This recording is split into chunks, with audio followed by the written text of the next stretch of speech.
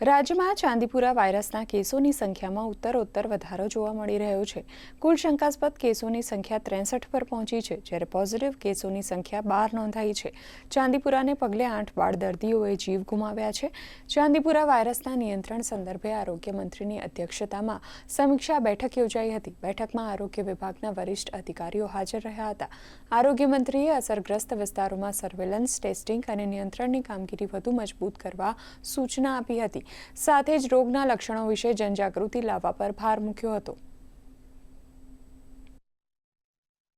અત્યાર સુધીમાં કુલ 63 શંકાસ્પદ આ દર્દીઓને દાખલ કર્યા હતા પૂરા ગુજરાતમાં, જેમાંથી 12 પોઝિટિવ આવ્યા છે। એમનું સારવાર કરી, જેમાંથી 8નું મૃત્યુ થયું છે। જેમાંથી 12 પોઝિટિવ કેસ છે, એમાંથી 3 રાજસ્થાનના છે। મારે ગુજરાતના તમામ પરિવારજનોને વિનંતી કરવી છે કે કોઈ ગભરાવાની વાત નથી।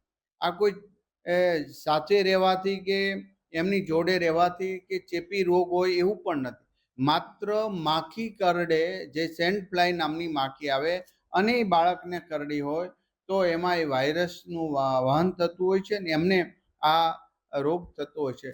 આરોગ્યની ટીમને દરેક સિવિલ હોસ્પિટલ, CHC સેન્ટરથી ઉપરની બધી હોસ્પિટલ, મેડિકલ કોલેજોમાં કડકમાં કડક સૂચના આપવામાં આવી છે